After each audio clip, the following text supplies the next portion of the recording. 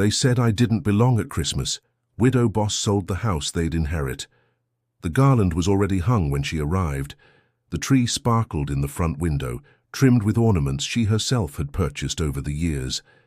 There was music playing, loud, cheery, festive, but no one greeted her at the door. Welcome back and enjoy the story. Ursula Matthews stood on the porch of the colonial-style home she had once called her own, a house filled with 30 years of memories. Memories of raising her son Martin, of holidays and birthdays, of the life she had built with her late husband Howard. The warmth that radiated from inside seemed to mock the December chill that surrounded her, a chill that seemed to seep deeper into her bones with each passing year since Howard's passing 3 years ago. She clutched her packages tightly, homemade, apple and pumpkin pies still warm from her oven, carefully wrapped gifts she had selected with love for each member of what she still considered her family, despite their increasing distance. Ursula had spent weeks preparing for this Christmas Eve gathering, determined to make it special, despite the subtle hints from her daughter-in-law Victoria that perhaps this year should be different. After a moment's hesitation, Ursula used the spare key she had been instructed to return, but couldn't bring herself to part with. The key slid into the lock with familiar ease, as if welcoming her home. The scent of cinnamon and pine embraced her as she stepped inside, balancing her offerings carefully as she closed the door behind her. From the living room came the sound of laughter, the clinking of glasses, and the cheerful chaos of conversation. Ursula paused in the entryway, setting her pies and gifts on the hallway table.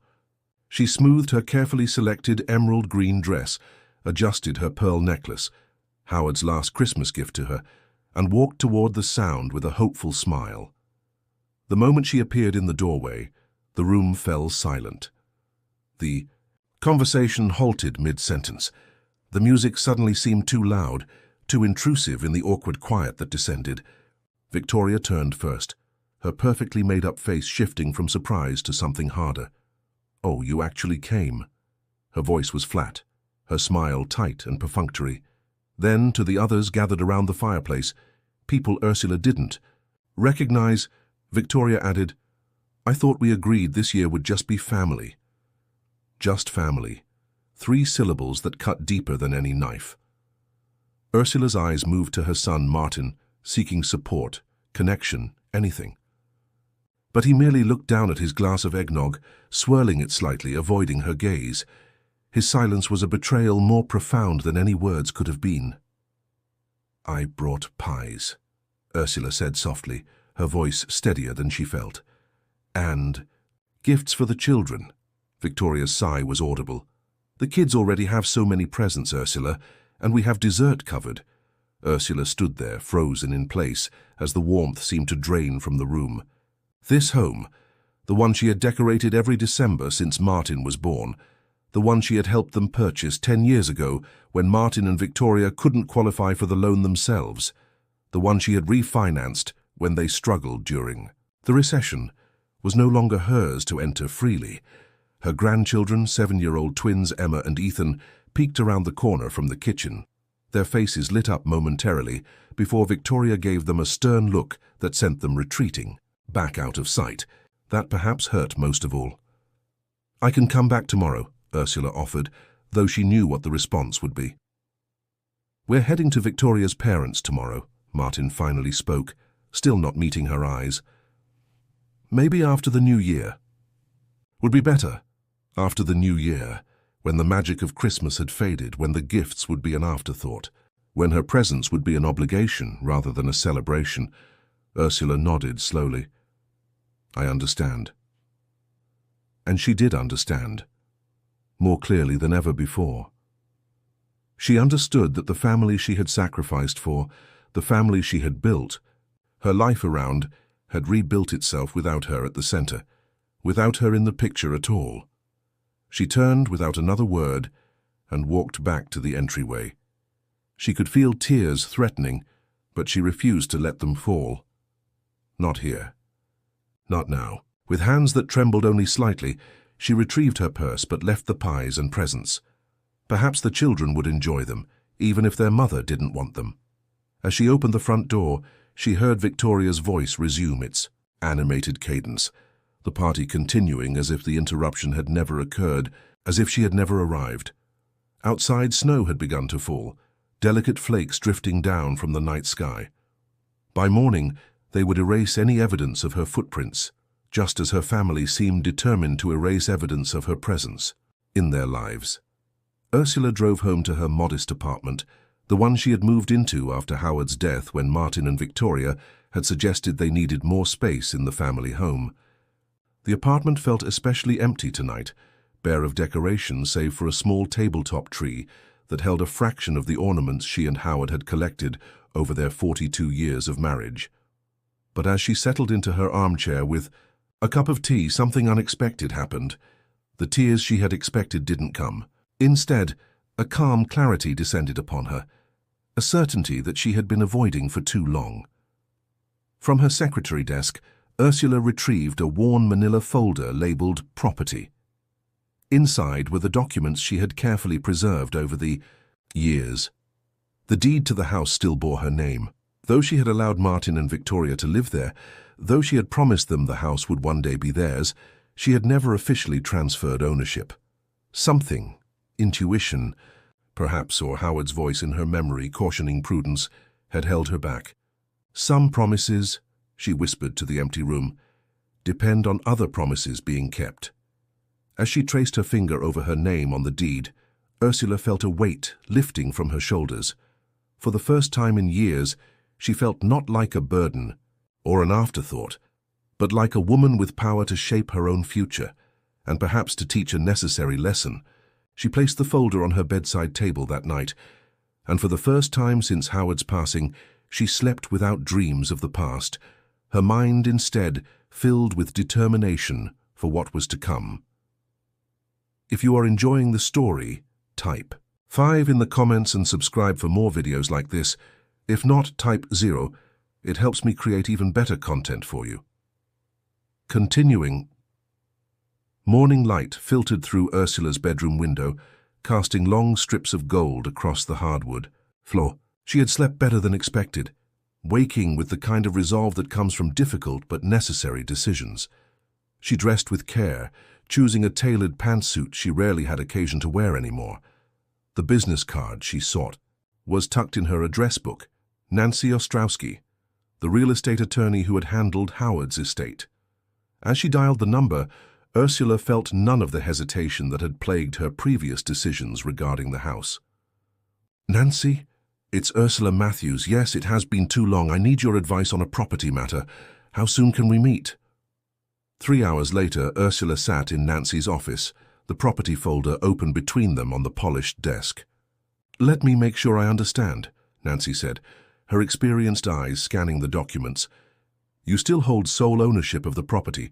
You've never transferred the deed, though your son and his family have been living there for 10 years, Ursula supplied. Since Howard and I downsized to help them get established. We always intended to transfer ownership eventually, but Howard thought it wise to wait until... She paused. Well, until we were sure they understood the value of what they were receiving, Nancy nodded slowly. And now you want to sell? Yes. The word was simple, but carried the weight of years of accumulated hurt. May I ask why now? Ursula met Nancy's gaze directly. Because I finally understand that I've been valuing the wrong things. I've been measuring my worth by how much I can give, how much I can sacrifice. But it seems the more I give, the less I'm valued. Nancy's expression softened with understanding. Legally, this is straightforward. The house is yours to sell, but Ursula, have you discussed this with Martin, with his family? They made it clear last night that discussions with me are not a priority. Ursula's voice remained steady, though the pain behind the words was evident. I don't want a confrontation. I just want this done as quickly and quietly as possible. Nancy made a few notes. I can expedite the process. The market in that neighborhood is hot right now. We could have offers within days, but Ursula, they'll need time to relocate. The law requires 30 days' notice, Ursula finished. That's fair. I'm not trying to leave them homeless.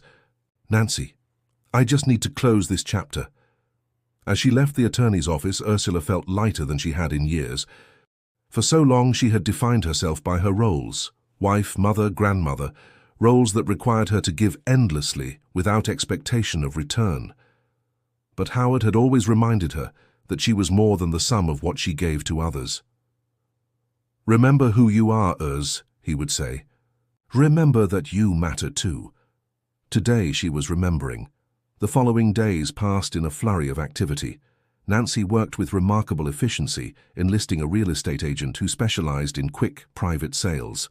The house went on, the market discreetly, shown only to pre-qualified buyers, while Martin and Victoria were at work and the children at school. Ursula declined to be present for the showings. She couldn't bear to walk through those rooms again, to see how they had changed under Victoria's influence, to feel the ghosts of past Christmases lingering in corners where she was no longer welcome. 5 days after Christmas, Nancy called with news. "We have an offer," she said. "Full asking price, minimal contingencies, and they can close quickly." Ursula's heart quickened. "Tell me about them." "A young couple. He's a pediatrician starting at Boston General. She's an elementary school teacher, currently expecting their first child. They fell in love with the house immediately, particularly the kitchen. The wife mentioned it reminded her of her grandmother's home." Something in Ursula's chest unclenched at these words.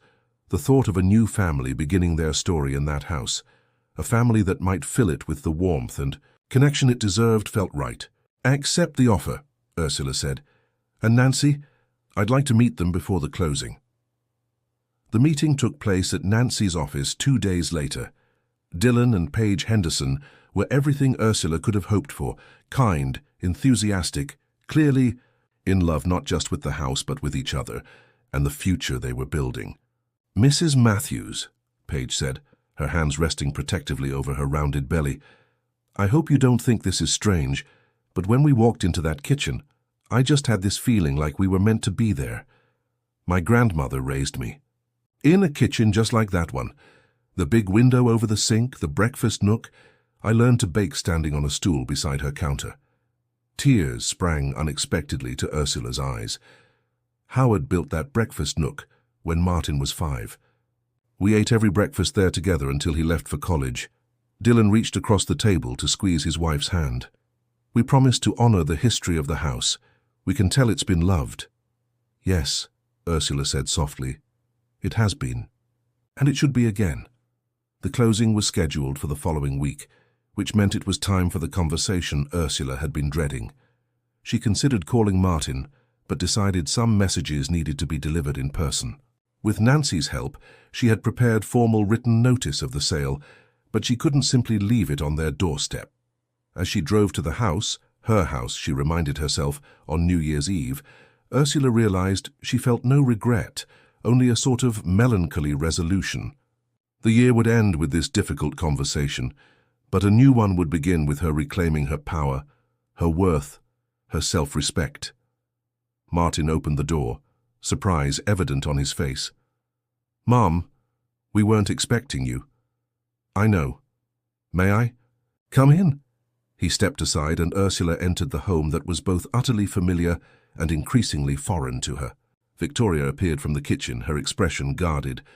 "Ursula, this is unexpected." "I apologize for not calling first," Ursula said, her voice calm and measured. "But I have something important to discuss with you both." Martin frowned. "The kids are at a sleepover if you were hoping to see them." Of course they were. Heaven forbid she might have a moment with her grandchildren. "Actually, this concerns you and Victoria primarily."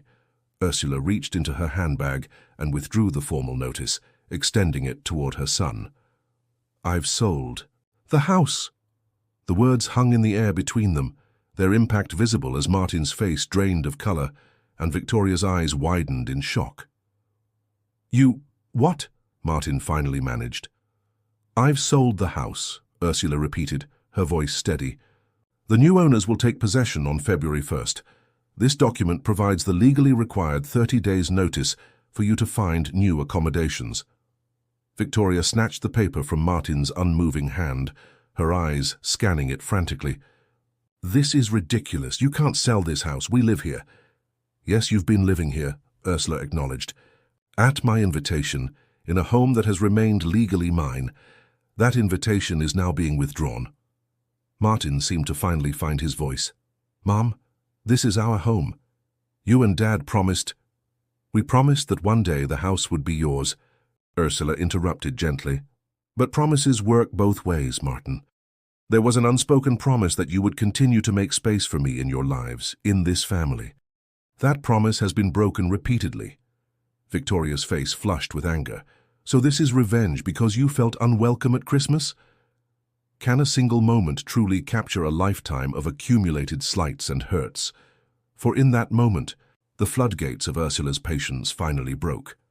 Christmas was merely the final straw, Victoria. For 3 years I have watched myself being gradually erased from this family, my opinions dismissed, my invitations declined, my presence tolerated, rather than welcomed. I have been patient, I have made excuses, I have tried to understand.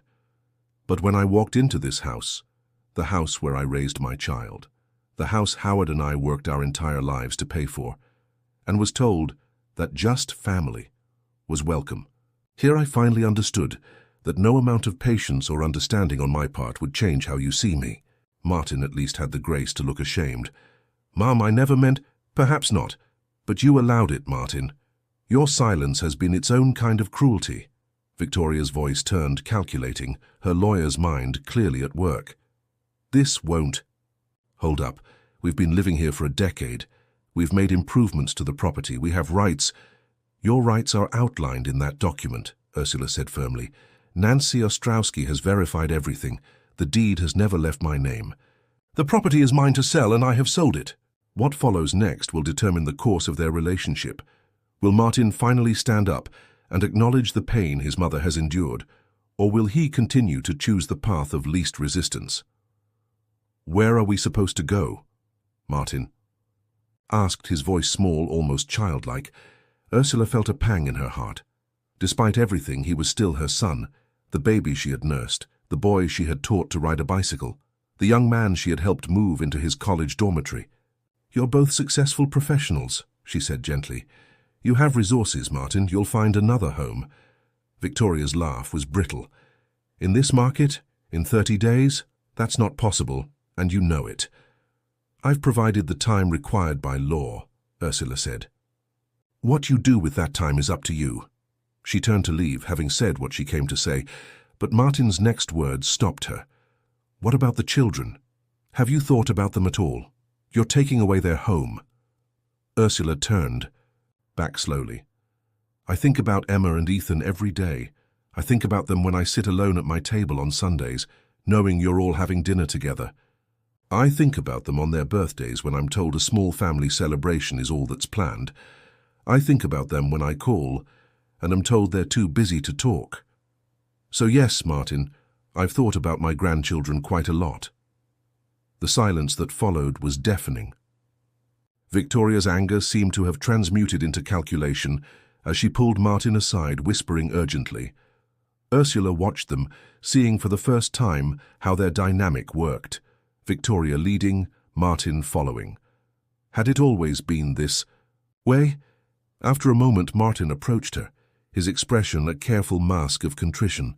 Mom, we've been unfair to you. I see that now. Let's talk about this. Maybe we can work something out. We could have you over more often. The kids miss you. We all do. The words might have melted her heart once, but now Ursula recognized them for what they were, a desperate attempt to save their home, not to rebuild their relationship. The house has been sold, she said simply. The decision is made. Can't you cancel the sale? Victoria interjected, her tone suddenly conciliatory. For the family, we can start fresh, do better. The time for that was before, Ursula said. Not now when you stand to lose something valuable. She left them standing in the entryway, Martin's face a mask of disbelief, Victoria's of barely contained fury. As she drove away, Ursula waited for guilt to overtake her, for regret to seep in. But instead, she felt only the quiet certainty that sometimes a hard truth was kinder than a comfortable lie. At home, Ursula poured herself a small glass of the sherry Howard had always favored on New Year's Eve. As midnight approached, She raised her glass to his photograph on the mantel. "To new beginnings, my love," she whispered, "and to remembering my own worth." The days that followed brought a flurry of increasingly desperate communications from Martin and Victoria. First came angry voicemails from Victoria, full of legal threats that Nancy quickly confirmed were baseless. Then came pleading messages from Martin, attempting to appeal to her maternal instincts. "Think about what this will do to the family," he begged in one message. "Where will we go? How can you do this to your own son?" Ursula listened to each message, feeling a complex mixture of pain and resolve. She had spent so many years being the one who compromised, who accommodated, who put everyone else's needs before her own. Now standing firm felt both foreign and necessary. When the messages turned to offers of reconciliation, Sunday dinners, regular visits with the grandchildren, even a bedroom set aside for her in their home, Ursula recognized the bargaining for what it was. They were offering what should have been freely given all along, and only because they now stood to lose something they valued. A week after delivering the notice, Ursula's doorbell rang. She opened it to find Martin standing alone, his expression a mixture of anger and confusion. "May I come in?" he asked. Ursula stepped aside, allowing him into her apartment. She had expected this visit eventually. "Would you like some coffee?" she offered. "This isn't a social call, Mom," Martin said, his voice tight. "I need to understand why you're doing this." Ursula sighed. "Sit down, Martin." They sat across from each other at her small dining table, the distance between them measured in more than just inches. "Do you remember when your father died?" Ursula asked quietly. Martin looked startled by the question. "Of course I do." "Do you remember what happened 2 months later?" He shifted uncomfortably. "Victoria and I suggested you might be happier in a place with less upkeep. The house was too big for just one person. And I agreed, didn't I? I moved out of my home of 30 years just 2 months after burying my husband because you and Victoria wanted more space." "We thought it would be better for everyone," Martin protested. "Better for everyone or better for you?" Ursula asked gently. "When was the last time you asked what would be better for me, Martin?" Her son had no answer for that. "When I moved out," Ursula continued, "I told myself it was what Howard would have wanted, for me to help you build your life, your family. But Howard also taught me something important, that love doesn't mean erasing yourself for others. It means being valued for who you are, not just what you can give." Martin's eyes dropped to the table. "Is this about Christmas Eve? Because Victoria didn't mean..." "This is about 3 years of gradually being pushed to the margins of this family," Ursula interrupted. "Christmas Eve was simply the moment I finally accepted what has been happening all along." "So you're punishing us? Taking away our home?" Ursula shook her head. "No, Martin. I'm not taking away your home. I'm reclaiming what's mine, not just the house, but my self-respect." "And what about Emma and Ethan? Have you thought about what this means for them?"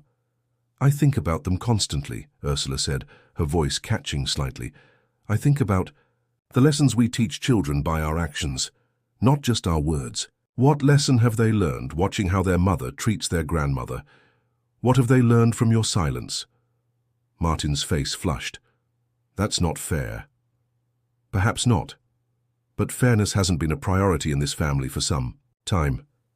They sat in silence for a long moment, the weight of unspoken truths between them. "The new owners are a lovely young couple," Ursula finally said, "expecting their first child. The wife reminds me a bit of myself at that age, full of hope and plans. She hugged me when we met, said the house felt like a blessing." Something in Martin's expression shifted at these words. "You've met them?" "Yes. They're excited to raise their family there. I think they'll fill it with love." "And that matters to you? Who buys it?" Ursula met her son's eyes directly. "Of course it matters. That house holds my history, Martin. 40 years of memories. I needed to know it was going to people who would honor that." For the first time in their conversation, Martin seemed to truly see her, not as a mother whose needs could be indefinitely postponed, not as the holder of a deed he wanted, but as a woman with her own heart and history. "I've let you down," he said quietly. "Yes," Ursula answered simply. "You have." No excuses followed, no attempts to justify or explain, just the simple acknowledgement of a truth too long ignored. "Is there anything I can do?" Martin asked. "To fix this? The house is sold, Martin. That decision is final." "I don't mean about the house," he clarified. "I mean about us, about our family." Ursula felt a small splinter of ice in her heart begin to thaw. "That depends on whether you're asking because you've lost your home or because you've recognized you were losing your mother." Martin was quiet for a long moment. "I think," he finally said, "it took losing the first to make me understand the value of the second." It wasn't a perfect answer, but it was an honest one, and after years of polite fictions and comfortable lies, honesty felt like a place to start. Have you ever felt excluded from your own family, or know someone who has experienced the pain of being pushed aside by those they love most? Share your thoughts in the comments below. January brought with it a bitter cold snap and a flurry of activity. The home inspection and final paperwork for the sale proceeded smoothly, while Martin and Victoria began the frantic search for new accommodations. The real estate market, as Victoria had correctly noted, was indeed challenging, particularly for buyers seeking a property comparable to the one they were losing on short notice. Ursula kept her distance from their search, learning details only through Martin's occasional updates. He called more frequently now, their conversations stilted, but gradually thawing. He never brought Victoria to the phone, and Ursula never asked to speak with her. 2 weeks after their confrontation, Martin called with news. "We've found a place," he said. "Not as large as the house, but it's in the same school district, so the kids won't have to change schools. It's a 3-bedroom townhouse, about 15 minutes from here." "That sounds sensible," Ursula replied. "When do you move?" "We can take possession on the 25th. The current owners are already out." He paused. "It's a rental for now, until we figure out our next steps." Ursula heard the unspoken question in his voice. Would there be financial help forthcoming? Once, she would have immediately offered. Now she simply said, "I'm glad you found something suitable." The silence that followed held a new kind of understanding between them. The rules of their relationship were being rewritten, the expectations reset. "The kids have been asking about you," Martin said finally. "They'd like to see you." Ursula's heart quickened. "I'd like that too. Would it be all right if I brought them by this weekend? Maybe Saturday afternoon?" "Yes," Ursula said, careful to keep her voice steady despite the joy rising within her. "I'd like that very much." After they hung up, Ursula sat quietly for a long moment, absorbing what had just happened. For the first time in years, Martin had reached out, not because of a holiday obligation or a family event that required her presence, but simply because her grandchildren wanted to see her. It was a small step, but significant. Saturday arrived cold but sunny, the kind of winter day that sparkles with promise despite the chill.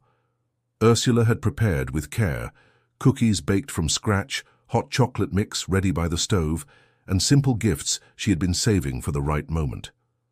When the doorbell rang at precisely 2 o'clock, Ursula took a deep breath before answering.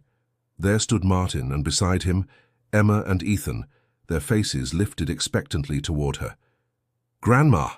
they cried in unison, launching themselves at her with an enthusiasm that brought tears to her eyes. "Oh, my darlings," she whispered, wrapping her arms around them both. "How I've missed you." Over their heads, she met Martin's gaze.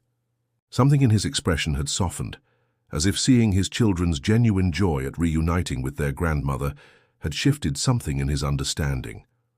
The afternoon passed in a blur of board games, stories, and laughter.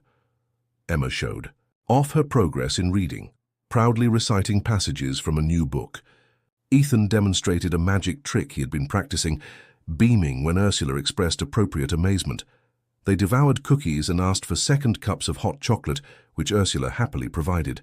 Through it all, Martin watched quietly, occasionally joining in, but mostly observing the easy, loving interaction between his mother and his children. Ursula caught him once with an expression she couldn't quite decipher, regret, perhaps, or recognition. As the light began to fade, and it was time for them to leave, Emma clutched Ursula's hand. "Can we come back tomorrow?" she asked. "Not tomorrow, sweetie," Martin interjected gently. "But soon, I promise." Ursula knelt to Emma's level. "And next time perhaps I could come to your new home, once you're settled in." Emma's face lit up. "Yes, you could see my new room." "I'd like that very much," Ursula said, hugging her granddaughter close. As they prepared to leave, Martin helped the children into their coats and then turned to his mother. "Thank you," he said simply. "This was good for them, for all of us." Ursula nodded. "It was." He hesitated, then added, "Victoria isn't... She's having a hard time with all of this, but she'll come around eventually." Ursula appreciated his honesty, if not the implication that Victoria's adjustment was now somehow her responsibility. "I hope so, Martin, for everyone's sake." After they left, Ursula moved around her apartment, straightening up, finding small signs of her grandchildren's presence: a crayon under the table, a half-eaten cookie tucked behind a cushion, a paper airplane Ethan had folded and forgotten. Each discovery felt like a promise, a hint of a future where her role as grandmother might be restored, even if different than before. The following week brought the final closing on the house. Ursula signed the documents with a steady hand, officially transferring ownership to Dylan and Paige Henderson. As the young couple received their keys, Paige impulsively embraced Ursula. "Thank you," she whispered. "Not just for the house, but for trusting us with it. We'll take good care." "Of it, I promise." "I believe you will," Ursula replied, returning the embrace. As Ursula left the closing, Nancy fell into step beside her. "How are you feeling?" the attorney asked. Ursula considered the question carefully. "Lighter," she finally said, "as if I've set down a burden I didn't realize I was carrying." "And Martin, his family?" "It's complicated," Ursula admitted. "There's damage that can't be undone overnight. But perhaps there's a path forward." Nancy nodded thoughtfully. "You know, when the proceeds from the sale clear, you'll have quite a substantial sum. The market has appreciated significantly since you purchased the property." "Yes," Ursula agreed. "Howard would be pleased. He always said real estate was the best investment. Have you thought about what you'll do with it?" Ursula smiled slightly. "I have some ideas." What will Ursula do with this newfound financial freedom and the emotional clarity that has come from standing her ground? The proceeds from the sale represent not just financial security, but a chance to redefine her future on her own terms. The financial implications of Ursula's decision had been secondary to the emotional ones, but as Nancy had pointed out, they were significant. After paying off some minor debts and setting aside funds for what she vaguely termed future security, Ursula found herself with resources she had never anticipated having at this stage of life. The day after the closing, she visited a travel agency. Not one of the discount online services her son had once suggested she use, but a proper agency with experienced consultants who specialized in trips for mature solo travelers, as the brochure tactfully put it. "I'd like to visit Florence," Ursula told the consultant, a stylish woman about her own age named Elaine. "It's where Howard and I always planned to go for our 45th anniversary." "Florence is lovely in the spring," Elaine said, pulling out brochures and maps. "Were you thinking of joining a tour group, or would you prefer a more independent itinerary?" The question gave Ursula pause. Throughout her married life, Howard had always handled the logistics of their travels. After his death, she had rarely ventured beyond familiar surroundings. "What would you recommend for someone who hasn't traveled alone before?" she asked. Elaine smiled warmly. "There are excellent small group tours that provide structure and companionship while still allowing for personal exploration. Or if you prefer, we could arrange a private guide for certain days, leaving others free for you to discover the city at your own pace." The idea of navigating a foreign city alone both terrified and exhilarated Ursula. Perhaps a little of both, she decided. "I'd like the security of some guidance, but also the freedom to wander." As they discussed flights, hotels, and itineraries, Ursula felt a growing sense of anticipation. This trip would be different from any she had taken before, a journey not just to a place she and Howard had dreamed of visiting together, but into a new chapter of her life as an independent woman.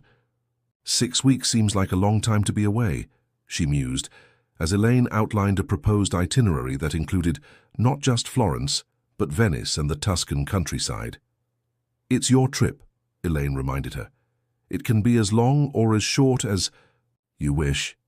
Ursula thought of her empty apartment, of the weekends that stretched before her with little to fill them. 6 weeks sounds perfect, she decided. When she shared her plans with Martin during his next visit with the children, his surprise was evident. "Italy? By yourself?" he asked, his concern poorly masked. "Mum, are you sure that's wise?" Ursula smiled, recognizing in his reaction echoes of her own earlier hesitations. "I'm not climbing Mount Everest, Martin. I'm visiting museums and cathedrals and enjoying good food. Thousands of women my age travel alone every year. But 6 weeks is a long time to be away from family," he said, stumbling slightly over the word that had taken on such complicated meanings between them. "I'll be back in time for Emma's dance recital in May," Ursula assured him. "I wouldn't miss that." The mention of the recital caused a flicker of surprise to cross Martin's face, quickly masked. Had he not expected her to remember, or had he not planned to invite her? "Of course," he said quickly, "she'd be devastated if you weren't there." Ursula watched her grandchildren playing nearby, their energy filling her small living room with life and noise. "Martin," she said quietly, "I want you to understand something. What happened up until now?" Ursula Matthews, a widow whose son Martin and daughter-in-law Victoria have been living in her house, was made to feel unwelcome at their Christmas gathering when Victoria commented that the event was for just family. This final slight, after years of being gradually pushed aside, led Ursula to sell the house, which was still in her name. Martin and Victoria were shocked to learn they had 30 days to move out. They've since found a rental townhouse, and Martin has begun bringing the grandchildren to visit Ursula. Ursula has just booked a 6-week trip to Italy and is explaining this to Martin. "Martin," she said quietly, "I want you to understand something. What happened with the house wasn't about punishment. It was about me finally recognizing that I deserve to be valued, not just for what I can give, but for who I am." Martin had the grace to look uncomfortable. "I know I haven't always been attentive." "No," Ursula agreed. "You haven't. And while I can forgive that, I won't forget it. Going forward, our relationship needs to be built on mutual respect." Her son nodded slowly. "And Victoria?" Ursula sighed. "That's more complicated. But I'm willing to try, if she is." Their conversation was interrupted by Ethan, who bounded over with a drawing he'd made, a stick figure family that included a smiling grandmother figure. "That's beautiful," Ursula said, her heart full. "May I keep it?" "I made it for you," Ethan confirmed proudly. As February turned to March, Ursula's preparations for her trip accelerated. She applied for a passport, purchased comfortable walking shoes, and began studying basic Italian phrases. Each step reinforced her growing confidence in her decision to venture into the unknown. Meanwhile, Martin, Victoria, and the children moved into their townhouse. The transition was not without challenges. Emma complained about her smaller bedroom, and Victoria struggled to fit her extensive wardrobe into more limited closet space. But these were ordinary problems, the kind faced by thousands of families every day. What was unexpected was the impact the move seemed to have on Martin. Free from the shadow of his mother's former home, he appeared to be developing a new perspective on their family dynamics. His calls to Ursula became more frequent, less strained, and he began bringing the children for regular Sunday afternoon visits without prompting. Victoria remained conspicuously absent from these gatherings, but Ursula chose not to press the issue. Some wounds needed time to heal, if they could heal at all. The week before Ursula's scheduled departure for Italy, her doorbell rang unexpectedly. When she opened it, she found Victoria standing there, her expression unreadable.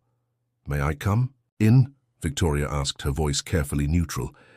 Ursula stepped aside, allowing her daughter-in-law into her apartment. The two women had not spoken directly since the night Ursula delivered the news about selling the house. "Would you like some tea?" Ursula offered, falling back on the social graces that had guided her through many uncomfortable situations in life. "No, thank you," Victoria replied, remaining standing even as Ursula gestured toward the sofa. "I won't stay long." There was an awkward silence as Victoria seemed to gather her thoughts. "Martin tells me you're going to Italy," she finally said. "Yes, for 6 weeks. I leave next Monday." Victoria nodded. "He mentioned you'd be back for Emma's dance recital." "I wouldn't miss it," Ursula assured her. Another silence stretched between them, heavier this time. "I haven't been fair to you," Victoria said abruptly, the words seeming to surprise even herself with their directness. "After we moved into the house, I wanted it to be ours, just ours. I felt like I was always living in your shadow there." Ursula considered this unexpected confession. "I never intended to cast a shadow, Victoria." "I know that, now." Victoria sighed. "The thing is, I grew up in a home where my grandmother lived with us. She and my mother fought constantly. Every decision was a battle. How to raise the children, how to keep house, what to serve for dinner. I swore I would never live that way." Understanding dawned on Ursula. "So when Martin suggested I move out, I encouraged it," Victoria admitted. "And then I started creating distance, setting boundaries that became walls. I convinced myself it was necessary for our family." "For your family," Ursula corrected gently. Victoria flinched slightly but nodded. "Yes. And now we've lost the house and the children miss you terribly, and Martin—" She hesitated. "Martin has been different since all this happened. More attentive to the children, more present." "That's good, isn't it?" Ursula asked. "Yes," Victoria agreed. "It is." She took a deep breath. "I'm not here to ask for forgiveness. What I did, how I treated you, was wrong. I can see that now. I'm here because I don't want the children to lose their grandmother. They love you, and they need you." The admission clearly cost Victoria something, her carefully maintained composure slipping to reveal genuine emotion beneath. "Thank you for telling me this," Ursula said softly. "It helps me understand." Victoria nodded, then reached into her purse and withdrew an envelope. "This is an invitation to Emma's recital, May 12th, and I'd like you to join us for dinner afterward, at our new place." Ursula accepted the envelope, recognizing the gesture for what it was. Not quite an apology, but an offering. A starting point.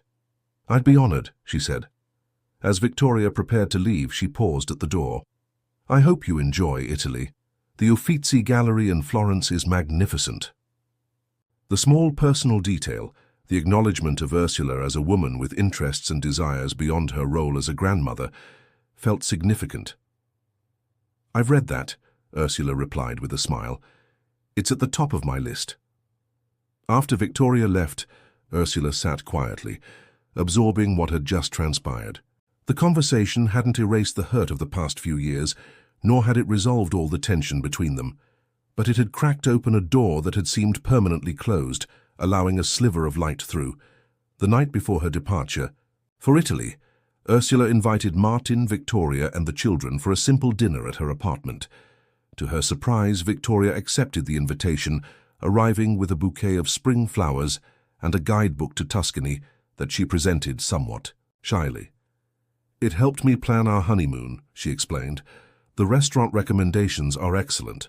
The evening wasn't without its awkward moments, but watching Emma and Ethan excitedly asking questions about her trip and offering suggestions for souvenirs they'd like, Ursula felt a warmth she had missed desperately. As they prepared to leave, Martin embraced her tightly. "Have an amazing time, Mom. You deserve this." Victoria's goodbye was more reserved but genuine. "Travel safely. We'll see you when you return." Italy exceeded every expectation Ursula had harbored. Florence unfolded before her like a living museum, each street and piazza offering new wonders. Her small tour group included 3 other widows and a retired couple, all eager to experience the art, architecture, and cuisine that made Tuscany famous. To her surprise, Ursula found herself flourishing in this new environment. Without the weight of family expectations and past hurts, she rediscovered parts of herself that had been dormant for years. Her love of art, her enjoyment of lively conversation, her ability to navigate new situations with confidence. "You seem different today," observed Eleanor, one of the widows who had become a fast friend. They were sitting at a cafe overlooking the Arno River, enjoying an afternoon espresso. "Do I?" Ursula asked. Eleanor nodded. "When we first met, you seemed contained, careful. Now you laugh more easily, you take chances." Ursula considered this. It was true that she had changed over these weeks. Yesterday, she had ventured out alone to explore a neighborhood not on their itinerary, finding a small church with breathtaking frescoes and a family-owned trattoria where she'd practiced her rudimentary Italian to the delight of the elderly proprietor. "I think," she said slowly, "I'm remembering who I am apart from being someone's wife, someone's mother, someone's grandmother. Those roles matter to me, they always will, but they're not all that I am." "Howard would be proud," Eleanor said, gently. The mention of her late husband brought not the usual pang of loss, but a warm certainty. "Yes," Ursula agreed, "he would be." That evening, Ursula wrote long, detailed emails to Emma and Ethan, describing the gelato flavors she had sampled and the street performers who had made her laugh. She attached photos of the Ponte Vecchio at sunset and a marble statue that reminded her of Ethan's beloved superhero action figures. To Martin, she wrote more reflectively about the sense of renewal she had found in Italy. "There's a freedom in stepping outside the stories we've told ourselves about who we are and what we deserve," she concluded. "I'm grateful for this chance to write a new chapter." To her surprise, Victoria replied to the group email first, asking questions about the architecture and sharing that she was using some of Ursula's travel stories in her classroom discussions about Italian history. It was a small connection, but a meaningful one. The weeks passed too quickly, and soon Ursula found herself packing for the journey home. As she carefully wrapped the small gifts she had selected for her family, a leather-bound journal for Martin, handmade paper and watercolors for Victoria, who, Martin had mentioned, had recently begun painting again, and treasures for the children, Ursula realized she was looking forward to returning. Not because Italy had disappointed her, but because she was returning to relationships that felt more honest, more balanced than those she had left behind. Emma's dance recital was scheduled for the weekend after Ursula's return. As promised, she was in the audience, watching proudly as her granddaughter performed with her class. Afterward, they gathered at Martin and Victoria's townhouse for dinner. The new home was smaller than the house had been, but Ursula noted with approval how they had made it their own. Photos of the children were displayed prominently, along with artwork created by Emma and Ethan, and a few carefully chosen pieces from their previous home. "We're thinking of buying something next year," Martin mentioned as he showed Ursula around. "Maybe something with a guest room, so you could stay over sometimes, if you wanted to." The tentative offer touched Ursula deeply. "I'd like that," she said simply. Dinner was pleasant, the conversation flowing more easily than Ursula had anticipated. Victoria had prepared Ursula's favorite chicken dish, a small gesture that didn't go unnoticed. As they finished dessert, a tiramisu Ursula had brought, inspired by one she'd enjoyed in Florence, Emma tugged at her sleeve. "Grandma, can I show you something?" she asked. "Of course, sweetheart." Emma led Ursula to her bedroom, where she proudly pointed to a bulletin board covered with the postcards Ursula had sent from Italy, arranged carefully alongside the printed photos from her emails. "I told everyone at school that my grandma was exploring Italy all by herself," Emma said, her voice filled with admiration. "Lily Jensen said her grandma never goes anywhere without her grandpa, and I said that's because my grandma is braver." Ursula wrapped her arms around Emma, her heart full. "Sometimes," she said softly, "it takes a long time to be brave. But it's never too late to start." When it was time for Ursula to leave, Victoria walked her to the door while Martin helped the children get ready for bed. "Thank you for coming," Victoria said, her voice sincere if still somewhat reserved. "Thank you for inviting me," Ursula replied. Victoria hesitated, then added, "The children have been asking if you could come for Sunday dinner. Regularly, if that's something you'd like." Ursula recognized the invitation for what it was, not just a meal but a place at their family table, a recognition of her importance in their lives. "I'd like that very much," she said. As Ursula drove home to her apartment, she reflected on the journey of the past few months.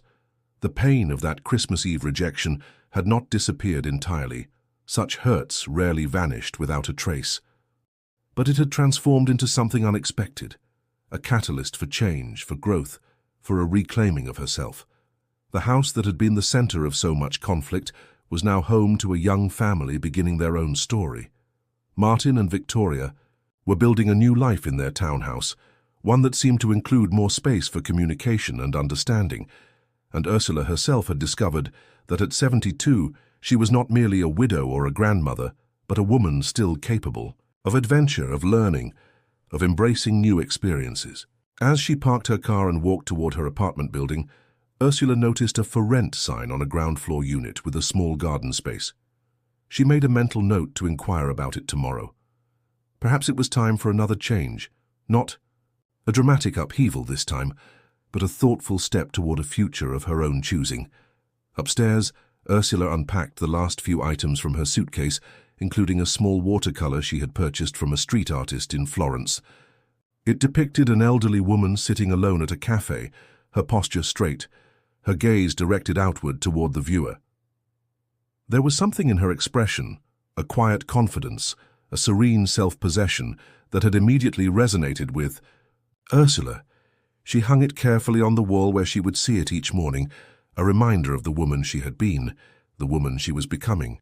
Tonight she would sleep peacefully, knowing that while the path forward might still hold challenges, she had found something invaluable, the courage to stand firm in her own worth, to demand respect rather than merely hoping for it, and to shape her life according to her own vision. Howard had always told her she was stronger than she knew. Perhaps at last she was beginning to believe him. Congratulations! Type 9 in the comments so that I know you stayed until the end with me. Thank you for watching, and until tomorrow's story on this same channel.